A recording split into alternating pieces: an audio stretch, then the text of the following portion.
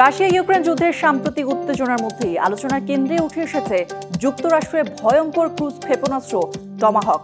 ইউক্রেনের president Volodymyr Zelensky অভিযানে থাকা রুশ বাহিনীকে চাপে ফেলতে যুক্তরাষ্ট্রের কাছে এই ক্ষেপণাস্ত্র সরবরাহের অনুরোধ জানিয়েছেন।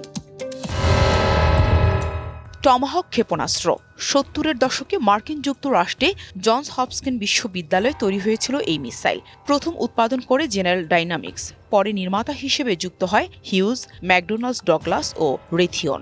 টমাহক মূলত সমুদ্র থেকে নিক্ষেপযোগ্য জেট চালিত ও সাবসোনিক ক্রুজ মিসাইল, যা ঘণ্টায় প্রায় ৮৮০ কিলোমিটার বেগে ১৫০০ কিলোমিটার দূরের লক্ষ্য বস্তুতে আঘাত হানতে পারে।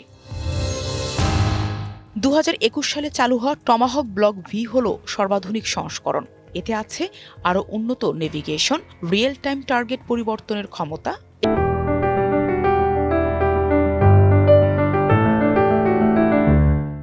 এবং সমুদ্রের চলন্ত জাহাজে আঘাত করার সক্ষমতা। ব্লক ভি এর দুটি সংস্করণ, ভি এ যা চলন্ত টার্গেট ধ্বংসে বিশেষভাবে কার্যকরী, আর ভি যা শক্ত বাংকার ভেদে আঘাত হানতে পারে। সম্প্রতি ইয়েমেনের হুতি বিদ্রোহীদের বিরুদ্ধে এই টমাহক ব্যবহার করেছে মার্কিন নৌবাহিনী।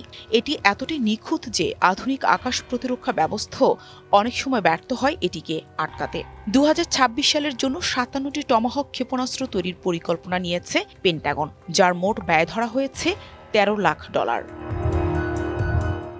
ইউক্রেন ইতিমধ্যে ফ্লেমিঙ্গো, নেপচুন, হারপুন ও এটিসিএম নামের ক্ষেপণাস্ত্র ব্যবহার করেছে, কিন্তু রাশিয়ার আধুনিক প্রতিরক্ষা ব্যবস্থা এসব মিসাইল সহজেই ধ্বংস করছে। সেই কারণেই ইউক্রেন চাইছে যুক্তরাষ্ট্রের উন্নত টমাহক, যা রুশ বাহিনীর ভেতরে বড় আঘাত হানতে সক্ষম। টমাহক সরবরাহে যুক্তরাষ্ট্র রাজি হবে কিনা তা এখন স্পষ্ট নয়। Nahida Rinthi, DBC news desk.